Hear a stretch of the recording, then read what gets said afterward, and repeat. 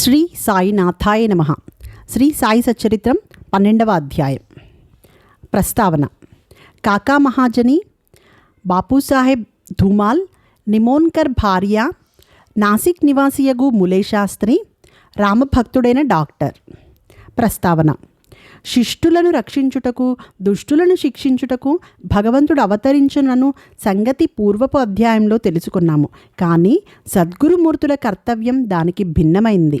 వారికి మంచివాడును చెడ్డవాడును ఒకటే. వారు దుర్మార్గులను కనికరించి వారిని సన్మార్గమున ప్రవర్తించున్నట్లు చేసెదరు. భవసాగరమును హరించుటకు వారు అగస్త్యుల వంటివారు. అజ్ఞానమనే చీకటిని నశింపచేయుటకు వారు సూర్యుని వంటివారు. భగవంతుడు యోగుల హృదయమున నివసించును. వాస్తవముగా వారు భగవంతుని కంటే వేరుకారు. సద్గురు శ్రేష్ఠుడైన శ్రీ సాయిబాబా భక్తుల క్షేమం కొరకు అవతరించిరి. జ్ఞానంలో ఉత్కృష్టులై దైవీ తేజస్సుతో ప్రకాశించుచు వారు అందరినీ సమానంగా ప్రేమించెడివారు. వారికి దేనియందు అభిమానం లేకుండెను. శత్రువులు, మిత్రులు, రాజులు, ఫకీరులు అందరూ వారికి సమానమే. వారి పరాక్రమమును వినుడు. భక్తుల కొరకు తమ పుణ్యమునంతయు వ్యయపరిచి ఎప్పుడూ వారికి సహాయం చేయుటకు సిద్ధంగా నుండువారు. వారికిచ్చలేనిచో భక్తులు వారి వద్దకు రాలేకుండిరి. వారి వంతు రానిదే వారు బాబాను స్మరించువారు కారు. వారి లీలలు ఎరుగుట కూడా తటస్థించదు. మరి అట్టివారికి బాబాను దర్శించుకొనవలనను బుద్ధి ఎట్లు పుట్టును? కొందరు బాబాను దర్శింపవలననుకునిరి. కానీ బాబా మహాసమాధి చెందు లోపల వారికి ఆ అవకాశం కలుగలేదు. బాబాను దర్శించవలనను కోరిక గల వారనేకులున్నారు. కానీ వారి కోరికలు నెరవేరలేదు. అట్టివారు విశ్వాసంతో బాబా లీలలను వినినచో దర్శనం వల్ల కలుగు సంతుష్టిని పొందెదరు. కొందరు అదృష్టవశమున వారి దర్శనం చేసుకున్నను బాబా సన్నిధిలో ఉండవలనని అనుకొనినను అచ్చట ఉండలేకుండిరి. ఎవరునూ తమ ఇష్టానుసారం షిరిడీ పోలేకుండిరి. అచ్చట ఉండుటకు ప్రయత్నించినను ఉండలేకుండిరి. బాబా ఆజ్ఞ ఎంతవరకు కలదో అంతవరకే వారు షిరిడిలో ఉండగలిగిరి. బాబా పొమ్మనిన వెంటనే షిరిడి విడవవలసి వచ్చుచుండెను. కాబట్టి సర్వం బాబా ఇష్టం పైననే ఆధారపడి ఉండును. కాకా మహాజని. ఒకప్పుడు బొంబాయి నుండి కాకా మహాజని షిరిడీకి పోయెను. అచ్చటొక వారం రోజులుండి గోకులాష్టమి ఉత్సవమును చూడవలనని అనుకొనెను. బాబాను దర్శించిన వెంటనే అతనితో బాబా ఇట్లనిరి, ఎప్పుడు తిరిగి ఇంటికి పోయేదవు? ఈ ప్రశ్న విని మహాజని ఆశ్చర్యపడెను. కానీ ఏదో జవాబు ఇవ్వవలేను కదా అని బాబా ఆజ్ఞ ఎప్పుడైనా అప్పుడే పోయేదనని కాకా జవాబిచ్చెను. అందులకు బాబా ఇట్లనియను, రేపు పొమ్ము. బాబా ఆజ్ఞ అనుల్లంఘనీయం కావున అట్లే చేయవలసి వచ్చెను. అందుచే ఆ మరుసటి దినమే కాకా మహాజని షిరిడి విడిచెను. బొంబాయిలో తన ఆఫీస్కు పోగానే వారి యజమాని వాని కొరకే కనిపెట్టుకుని ఉన్నట్లు తెలిసెను. ఆఫీస్ మేనేజర్ హఠాత్తుగా జబ్బుపడెను. కావున కాకా మహాజని ఆఫీసులో ఉండవలసిన అవసరం ఏర్పడెను. ఈ విషయమై యజమాని షిరిడిలోనున్న కాకా మహాజనికి ఒక ఉత్తరం కూడా వ్రాసెను. అది కొన్ని రోజుల తర్వాత తిరుగు టపాలో బొంబాయి చేరినది. బాబూసాహెబ్ ధూమాల్. పైదానికి భిన్నమగు కథ ఇప్పుడు వినుడు. ప్లీడర్ వృత్తిలో ఉండిన బాపూసాహెబ్ ధూమాల్ ఒకసారి కోర్టు పనిపై నిఫాడ్ పోవుచుండెను. దారిలో దిగి షిరిడీకి పోయెను. బాబా దర్శనం చేసుకుని వెంటనే నిఫాడ్ పోవలనని సెలవు కోరెను. కానీ బాబా అనుజ్ఞ ఇవ్వలేదు. షిరిడీలోనే ఇంకొక వారం ఉండునట్లు చేసెను. ఆ తరువాత అతడు బాబా వద్ద సెలవు పొంది నిఫాడ్ చేరగా అక్కడి మెజిస్ట్రేట్కు కడుపు నొప్పి వచ్చి కేసు వాయిదా పడనని తెలిసెను. తరువాత ఆ కేసు విచారణ కొన్ని నెలల వరకు సాగెను. 4 మెజిస్ట్రేట్లు దానిని విచారించిరి. తుట్టతుదకు ధుమాల్ దానిని గెలిచెను. అతని కక్షిదారు విడుదలయ్యెను. నిమోన్కర్ భార్య. నిమోన్ గ్రామ వతనుదారుడు. గౌరవ మెజిస్ట్రేట్ను అగు నానాసాహెబ్ నిమోన్కర్ తన భార్యతో షిరిడీలో కొంతకాలం ఉండెను. ఆ దంపతులు తమ సమయమంతయు మసీదులోనే గడుపుచు బాబా సేవ చేయుచుండిరి. బేలాపూర్లోనున్న వారి కుమారుడు జబ్బుపడినట్లు కబురు వచ్చెను. బేలాపూర్ పోయి తన కుమారుని అక్కడున్న తమ బంధువులను చూచి అక్కడ కొన్ని దినములుండవలెనని తల్లి అనుకొనెను.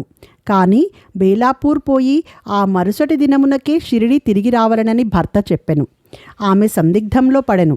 ఏమి చేయుటకు తోచలేదు. ఆమె దైవమైన శ్రీ సాయినాథుడే ఆమెనప్పుడు ఆదుకొనెను.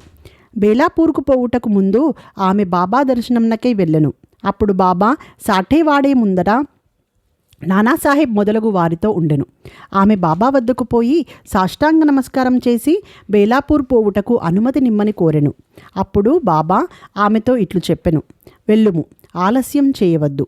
హాయిగా బేలాపూర్లో 4 రోజులుండిరా. నీ బంధువులందరినీ చూచి నింపాదిగా షిరిడీకి రమ్ము.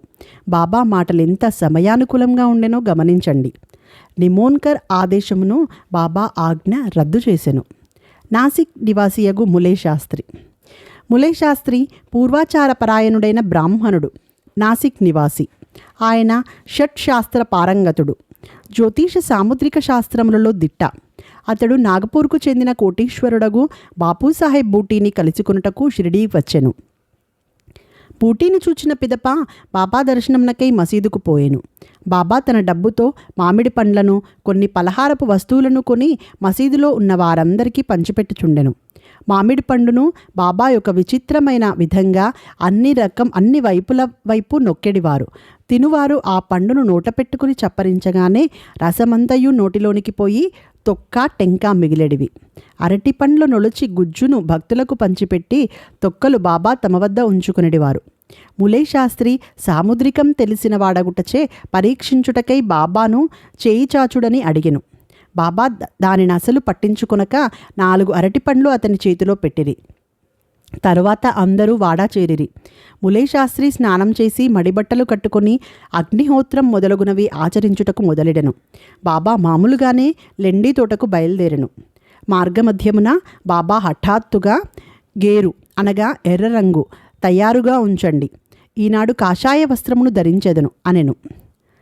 ఆ మాటలెవరికీ బోధపడలేదు. కొంతసేపటికి బాబా లెండి తోట నుంచి తిరిగి వచ్చెను.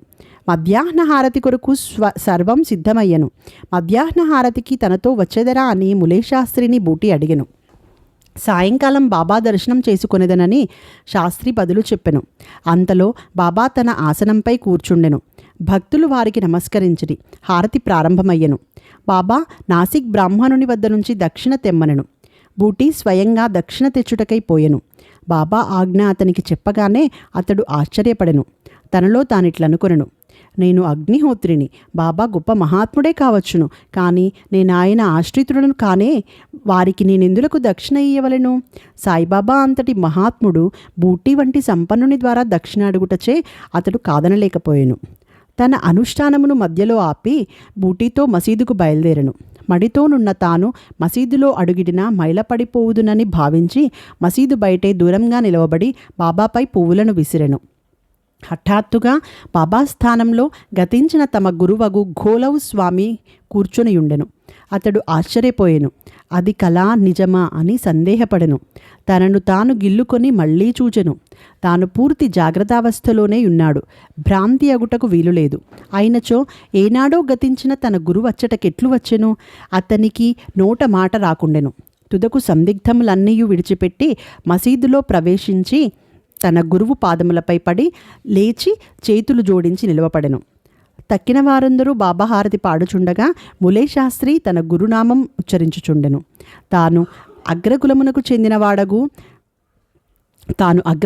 చెందినవాడను పవిత్రుడను అని అభిజాత్యమును వదిలిపెట్టి తన గురుని పాదములపై పడి సాష్టాంగ నమస్కారమునర్చి కండ్లు మూసుకొనెను.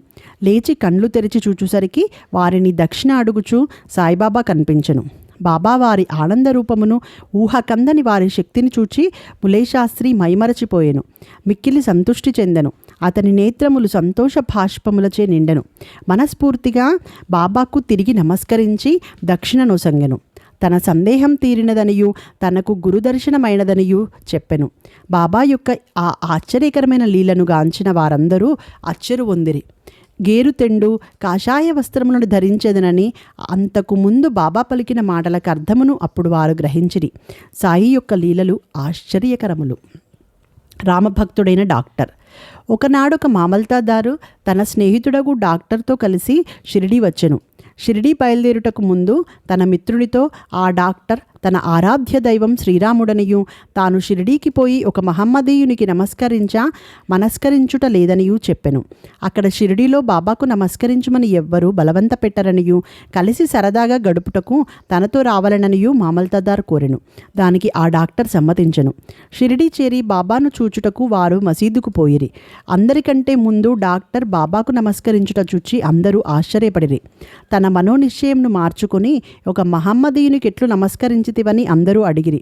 తన ఇష్టదైవమగు శ్రీరాముడు ఆ గద్దెపైన తనకు కనిపించుటచే వారి పాదములపై పడి సాష్టాంగ నమస్కారములొచ్చితనని డాక్టర్ బదులు చెప్పెను.